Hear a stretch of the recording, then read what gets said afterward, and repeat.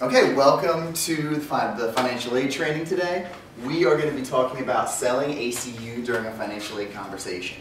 The reason that I picked this training was that about a month ago I sent to everybody here a survey about their training and the strengths and weaknesses, and across the board, every single person, this was the most difficult thing.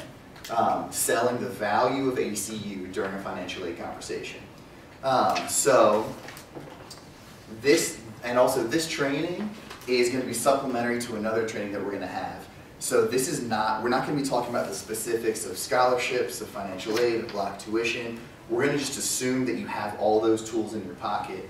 We are just going to be talking about the face-to-face, on-the-phone conversations, and relationally, how do you use those to your advantage? Got it? Awesome. Okay, for our first activity, you can flip to page 3, I believe, in the training manual. And the activity is called the Excellent and Terrible Salesman. I would like you to get with partners, so 2, and one group of 3. I want you to think of a trait of a bad salesman. So a trait and then an example. It can be an example from your life, it can be an example from a TV show, but just a trait of something that just irks you about a salesman, and an example. And in 2 or 3 minutes we'll share those. I'm thinking traits. So Dave, there's 5. Are we doing all 5 on either side, or just one? Just one per pair. If you want to do 2, that's fine. So a terrible trait. I was thinking, I was going to say, what if you say, Give an example. I was just thinking of Office, because I watched like 10 of those videos yesterday, and their salesmen, they're I think what I used to get annoyed by when I worked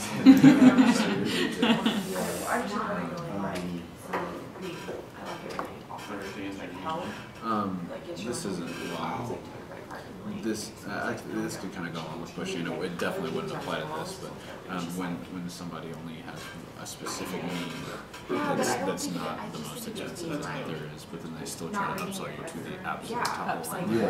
When you don't really need that, and I don't sure. Okay, another terrible, I was going to say, is just sounding kind of robotic. Like trying to get you the best match. More through Like this is just like the speech. Right. Yeah, just not being personal. That could probably, go. But I think those are symptoms of the same problem. yeah. Excellent. Professional? Okay, yeah. Sure. Basic. You get on board with that. Well educated on products.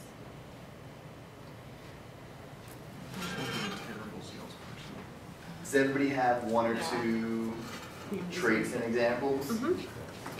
Awesome. Okay. For each pair, can you all share one answer of a trait and example? Craig? Our first terrible trait we put down was too pushy. Too pushy. Yeah, We've made it. Do you have an example of that, or?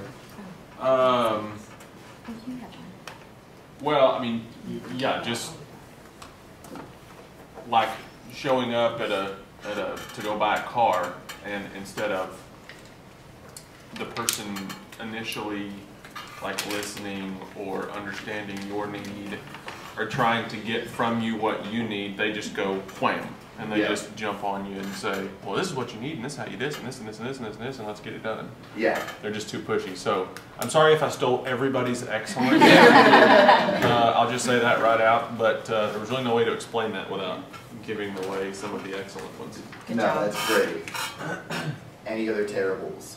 Mark said assuming, like just assuming, like you need something when really you don't at all. Yeah. It kind of goes along with, in a sense, we also had like not listening. Those 2, I think, they assume this is what's important to me in a product or service, but they try to sell me on that before they even realize what is important to me. Yeah, so you're exactly right. Here, we can go on the flip side of that, but but people who speak to you using technological terminology when you don't understand what it means. So, Yeah. So like whenever back in the days of selling tools and fitness equipment, when the thank you. Well, there is one guy who would just use all these words that the customer doesn't understand, but he thought if he could confuse them, it's like, oh well, then I'll just buy that. Well, of course that didn't work ever. Yes. So yeah, that was one thing he was terrible at. Good example. And to wrap everyone's together, but it kind of is like, it's kind of what we said, but not reading the customer's needs, just like going into a store and someone like pushing you on, I want you to have this credit card, and you're just saying, I know, like I went to Nordstrom Rack one time and the lady was like, I want you to have this credit card, and I was like, I don't live near Nordstrom Rack. Yes, you do. You live near one. Ma'am, no, I don't. You're going to have one within 6 months if you don't live near one. I can assure you there is no Nordstrom Rack where I live. Like just not understanding that so we just more talked about like the customer's needs and not understanding that like there are points where you should figure out, which is a good combination of all of what we've said. So is that like not listening? Listening, yeah. Yeah, or just not, getting the point of I'm saying no, but they're putting what they need over what the customer needs. Like, I need to sell this many credit cards, so Yeah, exactly. I'm going to stand here and annoy you for 5 minutes, which was awesome. One of my pet peeves is, and you've all experienced it, there are salespeople that you have to say no 3 times before they'll drop the subject. Yes. I finally had one that, after the first question, I realized that this was a situation. I said no, no, no, just like that, and they're like, great. And so, but I mean, I said that's a part of selling. You want to continue to convince, but I was not going to purchase that, whatever it was, and so I just said no, no, no, and we moved on from there. Awesome. Well, we are going to look at an example of potentially the worst sale ever before we go on to excellent sales. Thank you. So hopefully our financial aid conversations never go like that. My favorite part is the medic. He's like, so that's an example of the worst sale ever. So let's use these negative traits to help us come up, because essentially when we're having this financial aid conversation, and actually this financial aid conversation is not most of the financial aid conversations you have, because frankly 70% of the conversations we have are easy. How do you set up a wildcat payment plan? What are the loan options? They just call in and ask for information. These conversations we really are selling. And so we want to figure out, let's use these traits to figure out what we want to be. So let's basically say the opposite of too pushy. How do we turn that into a positive? Listen. Yeah, go ahead. I think accommodating is probably a good. Accommodating? Yeah. Accommodating. Second one, assuming. I think patient is a good opposite for excellent.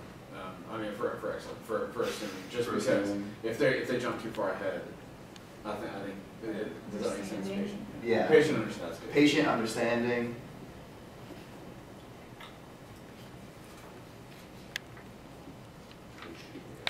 Patiently understanding. Technological words. Keep it simple. Keep it simple. I liked his simple. Yeah. And number 4, the opposite of not listening would be nickel can balance. we'll be listening. So that would be something good to write on the other side of your paper if you haven't already. We want to be, when we're talking about ACU, and I think we're going to find out being this, even if we have good intentions, is a lot harder than being terrible when we're talking to families. It's a lot easier to be a terrible salesperson unintentionally than it is to be a good person, to be accommodating, to be patiently understanding, to keep it simple, and then to listen. Awesome.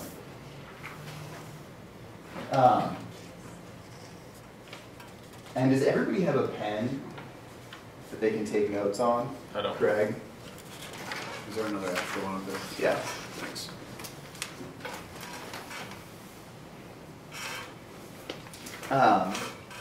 Okay, this is the summary, so you can keep taking notes on each page. The summary is really, really simple for this. So this is kind of the end result first. Every time we talk to a family, we want to listen first, then we want to find that desire and sell to that desire.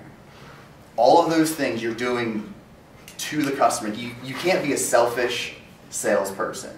You have to be listening to that person, finding the desire within that person because they came to you for a reason. You're having this conversation for a reason.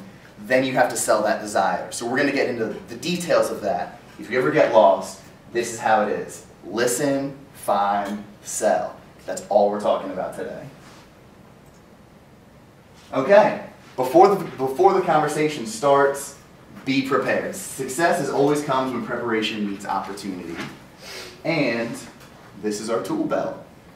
Our tool belt is the kind of a metaphor for what we want to have in our back pocket, which are scholarships, FAFSA, all those things. We have all those tools, but you never use all those tools at the same time. You have to have them on, but you don't use them at the same time, or every project is different. You have to use a different tool for every project. So, before the conversation begins, you have to know the basic financial aid information. If you're unsure about scholarships, if you can't express annual block tuition, if you have questions about FAFSA, if you don't know the difference between a direct loan and a CAL loan, you need to know that first. Those things are the foundation that we're springing from here. So make sure you know that stuff generally. And then before each conversation that you have, because almost none of these conversations are spur of the moment. Most of these are scheduled conversations. Make sure you know the student's information, the student and the family's information, whether it's financial. Make sure you've made up a cost estimate. Make sure you know the family's EFC, their FAFSA information, and also look at your interactions with them and your personal recruiting plan. What other schools are they looking at? How can you compare those things? And we're going to talk about this later, what's that deciding factor, what's that drive that each person is there to talk about? So, after you've looked at the cost estimate, the EFC, and the FAFSA info, forget it. After you've gathered all this information, after you think you know everything about the person, don't judge them. That was my Tupac, only God can judge me. I'm old, but I think I'm cool. So after you've gathered all that information, forget that information. Not really forget it, but just like I think Mark said, don't make assumptions on it. Okay, I have two stories about assumptions. One is for me being an admissions counselor. One is for me being sold to. The first one is this is about a year ago. I would love to say it was in the beginning of my time here, but it wasn't. It was about a year ago. And I had a family in my office. I looked up all their information, and they sat down, and the student he was pre-med, and he was interested in football, I believe. So the family sat down, and I just went in guns blazing. I was like, pre-med program's the best, like 85% acceptance in the medical school. It's awesome. Terry Aldridge is like my favorite person on campus. Have you met her yet? No, she's awesome. Football, did I ever tell you about football? At that time we were like #2 in the conference. Football team's awesome, the coach is awesome. It's so much fun to be a part of the ACU like football team, blah, blah, blah, blah. 5 or 10 minutes of just explosive, over-caffeinated excitement. You find out that the student has an older sister on campus who is a senior, and she was a pre-med major, and he's been coming up to visit her on campus at least once a semester, so he knows campus life. He knows everything about pre-med, doesn't want to be a pre-med, doesn't want to be a pre-med major, and really, even though we talked about football earlier, he decided his senior year not to play football. So, what I did, I just shotgunned information at him. But what I really communicated to him was that I don't know, and I don't care really about you, the student. And so that's what we want to get away from. It would have been much better if I would have asked him questions first. So, Hopefully that was not too detrimental because that student is here. So that's a double thumbs up. But on the flip side of that, this is a story about me being sold too. My wife and I, as you all know, moved down from Pennsylvania to Texas, and right after we got married, and Courtney brought some baggage into our relationship, and that baggage was named a Volvo. Where it broke the moment that we pulled into our apartment, like driving the whole way across the country, it just smoked and died. And then not only did she previously buy a lemon, but also, I mean, there's no one within like 300 miles that can really fix Volvo. So everything that we needed to get fixed took 3 times as long, was twice as expensive. Finally, we poured like twice as much money into the car as the car was worth, and we wanted to get a new car. We also wanted to get home for Christmas. So we had these needs. We wanted to drive home for Christmas and be safe because we didn't feel safe in this car anymore. We were homesick, so we wanted to get home for Christmas. We also had $6,000 to spend on the car, and that $6,000 was everything that we had. So we went into this car place, sat down. The car salesman came and he took one look at us, and I knew exactly what he was thinking. He saw two younger people who were dressed well who wanted to upgrade. That's all he saw the entire time. So he asked us a little bit what we're doing. We want to trade in our car for another car, and he asked me how much money we had. So I had personally never negotiated a car sale, so of course I told him exactly what we wanted to pay. So I said $6,000. So he immediately tries to upsell me on like a lease, and I was like, no, we're not leasing anything. All we want to do is get from here to Pennsylvania, sell that car, bring back my working car from home.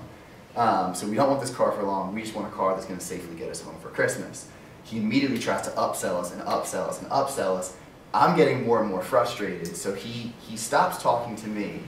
He calls in the cuter, younger salesman to come and talk to Courtney and try to upsell Courtney. I don't know what they were thinking, but they were just making assumption off of assumption off of assumption. So we can't get this guy, talk to the wife, and the wife is going to convince him because of all these things. And so finally we get in this car that was in our price range, and it was like, and had the maintenance required light on. And he's like, this is the only thing you can buy. And I was like, no. And on our test drive, he actually went by another like auto shop place, and he said, don't buy from those people. They don't listen to you. And so we pulled back into the driveway. I was fuming. I was so mad. He just wasted like an hour of my time. I felt so disrespected. He's like, I hope you come back again. I said, I will certainly never be back here again, like my entire life. So that was a long story, but all that to say, that person, he didn't have any ill intent, just like I didn't have any ill intent. He just walked in, made assumptions, and they could have been very correct assumptions, and just started building and building on top of them, and it could have changed in an instant if he just would have listened and sold. And frankly, our car was so unsafe, and we wanted to get back for Christmas so bad. If he could have convinced me that he had a very safe car on the lot, there's a good chance that I would have leased a car. I would have made payments just to make that happen. But if he would have stopped and listened, it would have been a success. But since he didn't listen, it wasn't a success. So that's kind of the foundation of what we're talking about. So that was before the conversation. Now during the conversation, the approach. What we want you to do, what you need to do, is listen 80% of the time, talk 20% of the time. Put the customer at ease, make them feel important, ask good questions, get them comfortable, get them talking about themselves. I added this in because I think it's really important. Only talk about yourself to connect with the family. Admissions counselors love to talk. And sometimes, I know on preview days, people start asking me questions, and then all of a sudden I find for 2 minutes, I've been answering their questions about myself when I should have been turning every question around onto the student or back onto the family. So talk, make that point of connection, make them feel comfortable, and bring it right back around.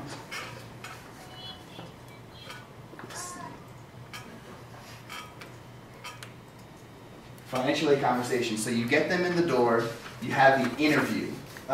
This is really the linchpin of everything that you need. So you are prepared and you're listening so you can find out that need. And you find out that need so you can sell to that need. Everybody has a desire. They're here for a reason. So you need to continually be asking questions that draw out either their wants or their needs. So I have a question. If this student walked in the door, what kind of questions would you ask him? If this was the kid, most of these financial aid conversations you're not going to have with a 16 or 17-year-old kid, but if that person came in the door, what kind of questions would you ask him? Where'd you get your haircut? Yeah, Supercuts. What are you involved in? What are you involved in? What schools are you considering? What schools are you considering? I mean, basics like what grade are you in, kind of thing. Yeah, and those things, and soon those questions are going to lead up to finding out what he actually wants. Are his parents forcing him to come here, or is he looking at a big school versus a smaller school? Question, what would you ask this man right here?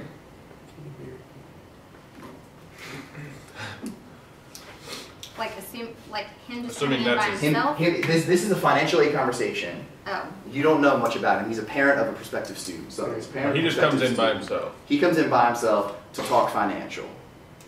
What kind of questions? What do you think his needs are? Why are you looking at ACU? Why are you looking at ACU? What do you do for a living? He's a clergyman. I actually I googled angry father because I wanted like the father, and I got Catholic father. Yeah, so not terribly angry. But we need to make sure we're asking the right questions, but we also want to make sure we're not assuming things. My guess is that if this person walked in with that collar on, I would assume that he wants spiritual things are the most important for him. So I would start asking him questions about that. But the reality is, he may already know all there is to know about the spiritual atmosphere at ACU. He may have researched that for the last 2 years, and he wants to send his son here. His question is ACU prestigious enough for his son to get a job once he leaves? Does that make sense? So we want to tailor our questions to them, but we don't want to assume.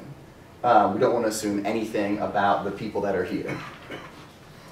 So our next clip is going to be discussing this EQ over IQ. Do y'all know what EQ is? Is it emotional? Emotional intelligence. So your IQ is your intelligence, your mind intelligence. Your EQ is your emotional intelligence. This whole skill set that we're talking about is really tough to describe because it deals with EQ. And I think all of us being admissions counselors are really high on this EQ scale. So if you have a high EQ, you can read people. You can find out what they want and then tell them what they want to hear so they come to ACU. That's what having a high EQ is all about. And that's what this skill is about. So let's look at a clip discussing EQ over IQ. And we'll have to watch this one on YouTube.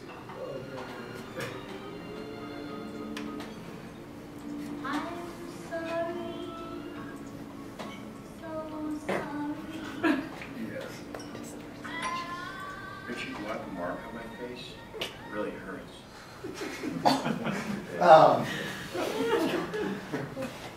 So that I thought that was a really fantastic description of EQ versus IQ.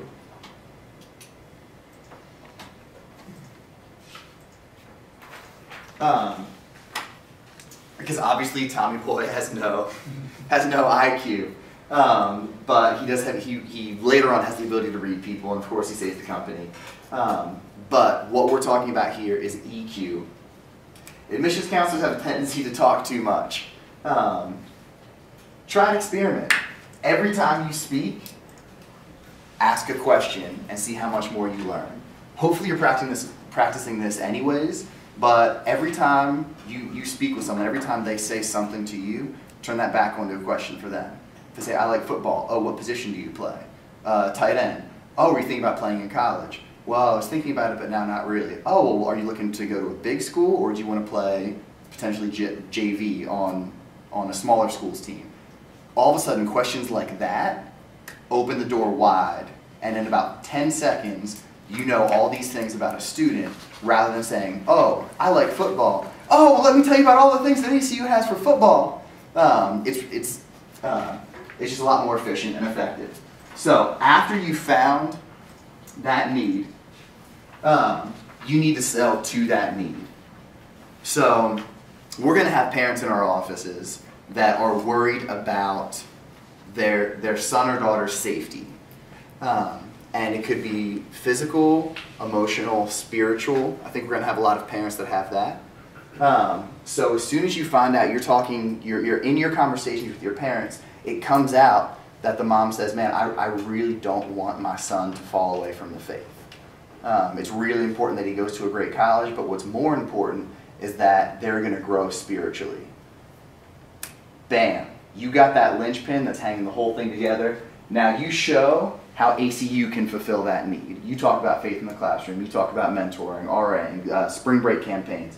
Everything goes back to that. So you demonstrate how ACU can fill that need. And everything ties back, and repeat it again and again and again.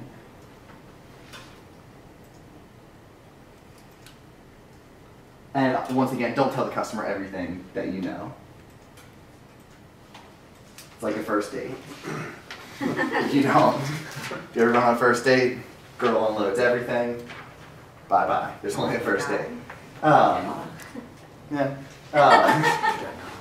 So demonstrating and validating for us are kind of in the same camp, where we demonstrate the need and then we want to validate that need.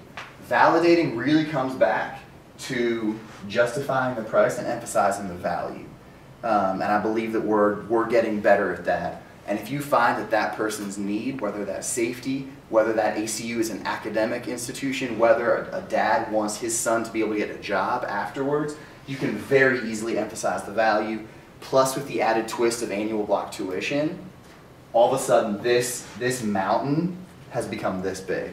If you can sell to that need, add block tuition on top of that, the ability to graduate early, you can really do a great job of emphasizing the value. Questions? And then finally, with all financial aid conversations, we have to close the sale or close the deal. This is a little bit harder for us because we're not selling a car. You're not going to walk out and never see that person again. We're having these conversations in February, March, April. People aren't really coming until August. So we need to take some type of action step at the end. Like once you can really feel that you've got that person emotionally connected, take some type of action step. What kind of action steps can you guys think of to take for the end of a financial aid conversation right now? Deposit, if they haven't. If they haven't deposited, deposit. Maybe if they haven't completed the FAFSA yet, complete that so that we can really start talking more numbers and cents on top of the theory that we're just talking. I mean, even softer than a deposit, like just asking for it. You can ask them, you know, so in the next week, I'll be watching for the deposit to come in. Do you feel comfortable making that, you know, kind of heading in that direction? So you're still asking the same thing, but it's real soft. Yeah. And then even in the next few months, you could set up a Wildcat payment plan. Register for passport, something like that. And if you can't think of anything, even just a handshake at the end, saying, so is this the place where you want to be? And you don't want to pressure them. I don't think this is the time to pressure anybody. But just like a good, some type of solid closure is really important, but it's a little bit more of a difficult step for where we are. Okay. Once again, the summary, and I added one more thing. You listen to the person, find the desire, sell everything is framed back to that desire after you found that, and then finally I added close the deal on there. Make some type of action step so they walk out, they feel like they've gained something. Not only have they been sold, but some step has been accomplished. Any question about that? Okay, we are going to have 2 quick activities that I know you're all looking forward to this. We want you to choose a partner. Y'all have a cost estimate in the back of your training manual. One person is going to be the admissions counselor. The other person is going to be the prospective student or the parent. I think in both of these examples, both of these examples are parents. So one person, you're both going to have the cost estimate. Whoever is the parent, raise your hand. I'm going to give you your issue. So you're going to have, like, the reason I'm calling is because of this issue. The reason I'm talking to the admissions counselor is because of this issue. And the admissions counselor has to draw that out by asking questions. Does that make sense? What I'm not concerned about is a natural flow of conversation. This is going to be awkward. What I am concerned about is practicing what we just talked about. Whereas someone comes in, you're asking questions, and the person is slowly giving you the answer. Is everybody comfortable with that? Awesome. Who is the prospective parent in this scenario? Parents? There you go. Parent. If you want to spread out, if it makes you feel more comfortable, that's fine. We'll give you like 3 or 4 minutes for this, then we'll turn the tables.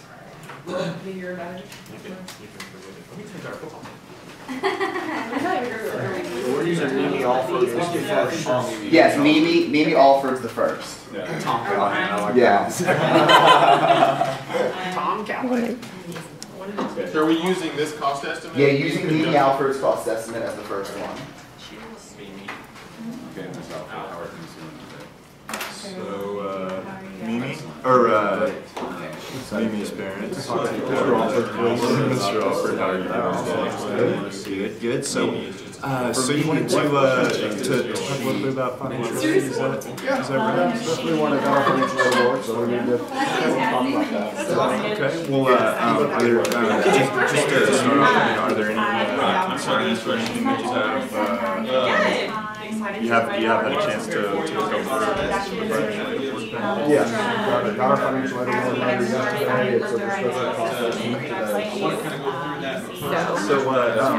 So you said she's your oldest. Do you have questions as well? I do. I have a couple of other kids coming after her, and they'll also be excited about looking at ACU if she comes here. So Very good. Okay. Now has she spent a lot of time away from home, or is it just has she pretty much stayed around? you know, she has tried to, but I think I have had a problem with her going away. So I tried to keep her sort of close to the family. Our family's very close, and so the idea of her going away from home for college is a little bit of a stress to me right now.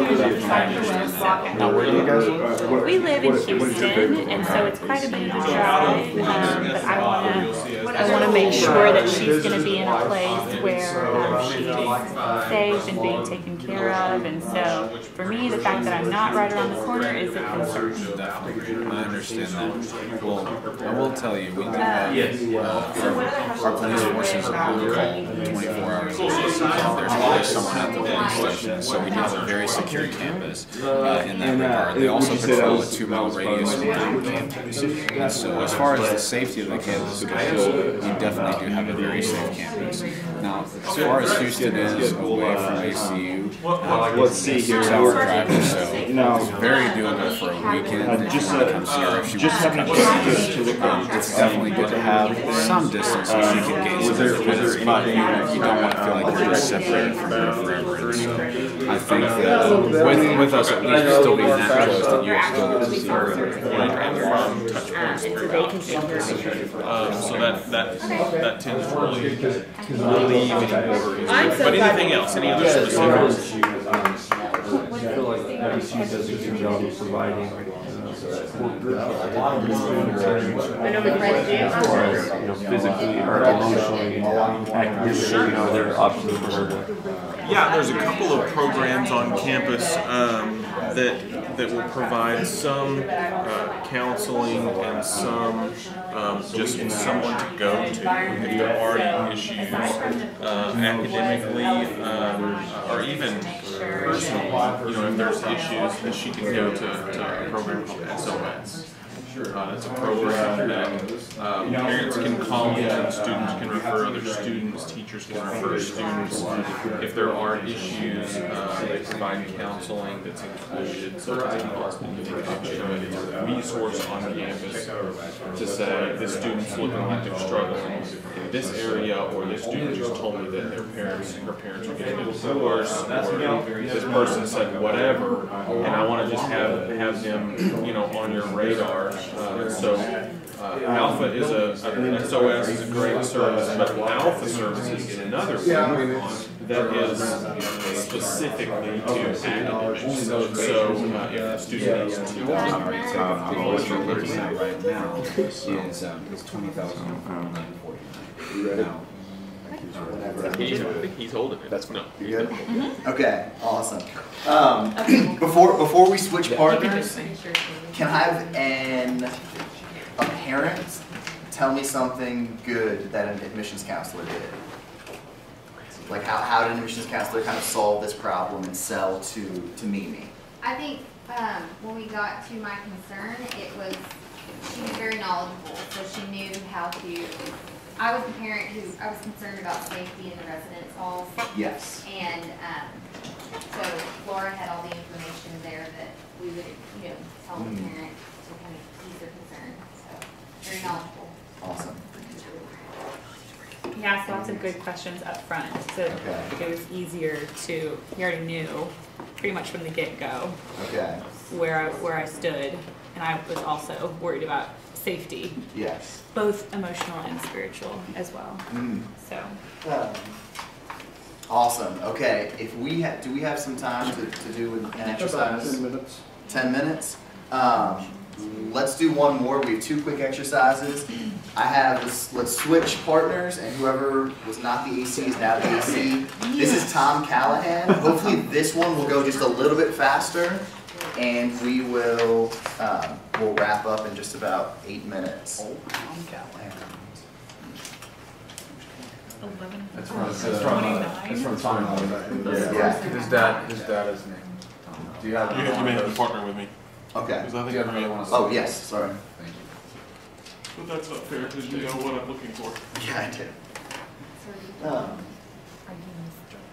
The annual block tuition.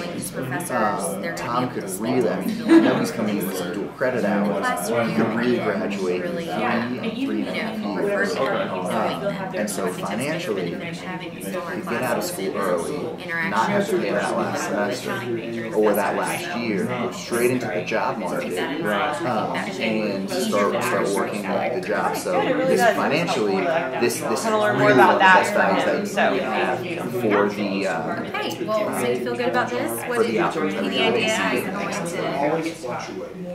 Okay, sounds good. Probably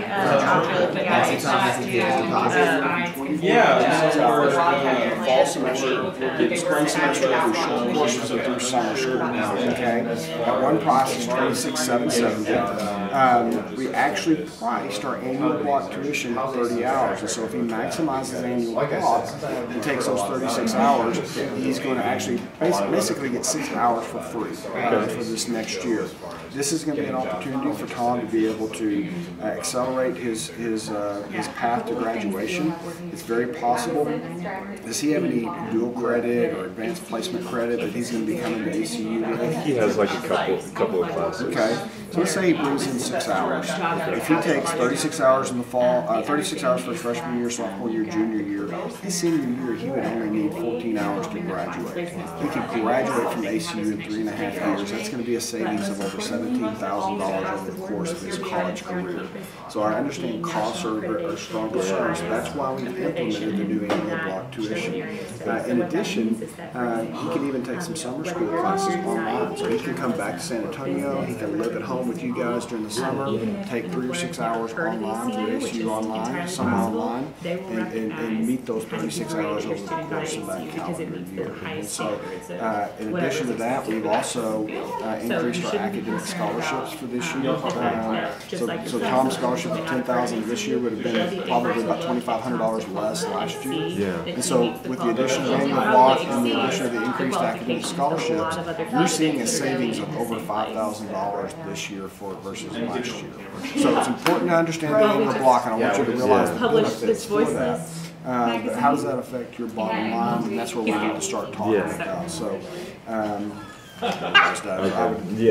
know we're running short on time, so. No problem. We have one last, is everybody finished? Yeah. Okay, one last activity before we're out of here. But before we do that, did anybody see or hear good things from each other? And one thing Lauren did well was, she did ask questions on the front end, but then didn't, like, when I gave kind of vague answers, didn't try to jump into what she thought I was trying to hear, but instead asked more specific questions to kind of narrow it down. So it's like you said about the pre-med student, like if you think you know this about them, you just jump into it, maybe you've wasted their time by that point, and they're not willing to listen, so that was good. Awesome. And that was patiently understanding. Nice.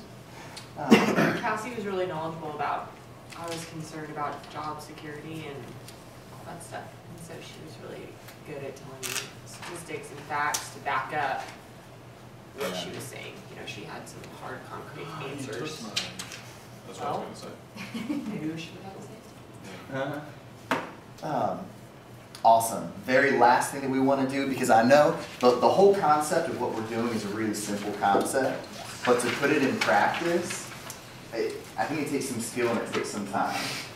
So what I'd like you to do, write down 3 core values. And what do I mean by core values? 3 excellent traits of a salesperson that you want to be. So I want to be someone who blank. I want to be, when we're having a financial aid conversation, I want to be someone who hopefully listens. It's probably a simple one. And then after that, I want you to write down a plan. The plan does not have to be 5 steps. And I know that every financial aid conversation is different. But if you go into a conversation with a plan, you're going to get farther than if you go in without a plan. If you just go in thinking, oh, I'm just going to have a conversation, it's all going to work out. So if you want to write down, just to summarize for yourself, 3 core values of who you want to be as you're selling ACU during these conversations. And then just a quick 3 to 5 step plan of attack. So for every conversation, you can look at this sheet beforehand and say, okay, I want to be this type of person, and I have this general plan of how the conversation is going to go. Does anybody want to share one of their core values or excellent traits? And then we'll have 1 or 2 people do that, 1 or 2 people share their plan, their general plan of attack, and then we'll go for questions and dismiss. So anybody have any traits that they want to be as they have these conversations? To be an active listener. So, I mean, is that a trait? Yeah. Just but don't assume and always try to be accommodating as part of the conversation. Yeah. I think some of the things that we kind of talked about today that are kind of, I think, real important items are the trait of being genuine and understanding their need and the aspect of friendship between you and the person that you're visiting with, because it is a year-long or longer process. You have developed some type of a friendship with them. So just backing those things up as a core value to getting to that next step. I think you have to be genuine with them, and I would incorporate that in my own plan. And that's the nice part about the changes between the financial aid conversations last year and this year, where we can really make these conversations relationship based rather than I feel like you can throw away the relationship last year. You can say, hey, this is how we can make it work for you with the new block tuition price. So I think it's real important that in these conversations that the family understands you're on their side. I think that is so critical, that this is not an adversary relationship here. This is not, I'm holding my ground and you will have to you'll have to meet me. Hey, we're in a relationship here, and I'm on your side. I mean, I think this goes beyond just financial aid. Like Saturday, when Sonny Shelton's family was there, it's a young lady that, you know, lower academic and has been deferred, and basically I said, hey, we're on the same team here. We both have a common goal, and that common goal is to get Sonny here. So it's not me against you, it's that we're working together to make this happen. So they got to have, and I think that what that'll do is that'll build trust between the families and our office and whoever is having that conversation with those families. So I think that's going to be real important they understand is that we're in this together. So. Anybody want to share their plan? Their just general plan for your conversations? I'll share mine. Okay, thank you. First, I said ask questions, and what I meant by that was just finding out where the family is currently at first before jumping into any assumptions. 2 was reassure them by talking about the common goal of getting them to ACU. 3, explain the cost estimate. 4, talk about next steps. And then 5, close with value. Excellent. I thought that's fantastic. That's better than my plan that I've written down. Where start with the relationship, you get to the nuts and bolts, and then sell to those nuts and bolts the rest of the time. That's awesome. And I really think one of the best questions you can ask, and I wish I did this more, it just need to be ingrained with that very first question is, what do you hope to accomplish today? Because, you know, when we did last year, when we did these affordability visits, and it was in Dallas, I asked that question, and I expected, just like every other family, it was going to be, we can't pay, how are we going to pay? And they just said, we would need to know, can we write you a check tonight, or can we pay when we show up? You know, and so just by asking, and it was Bohemian Rhapsody's family. Oh, you know, awesome! And Awesome. You know, and so it's interesting because the one thing that we always have to remember is that if they're engaging us in this conversation, they're interested and they really want to make this thing work. If they're not, you know, they could care less. You know, the families that aren't engaging us probably are not that interested in ACU, and so. But don't always assume that they can't afford to pay. Always just so asking that question, what do you hope to accomplish today? And it may be just as simple as, can I write you a check today? Or it may be, you know what, there's no way we can make this work. And then that's when you start diving into the plan, like Lauren just excellently detailed, and work through that with that family. But I think that first question is so critical in understanding where that family is. So. Well, I really hope that these 40 minutes were worth your time and that you learned something and that you have a little takeaway, that we can have some great financial aid conversations. Before you leave, we're officially done. I'll be around to answer questions, but before you leave, there is a post-session survey, and if you want to take just 2 or 3 minutes to finish that up and let me know, that's it. Thanks a lot. Have a great day. Good job, Dave. Thank you. Awesome. Give them an A.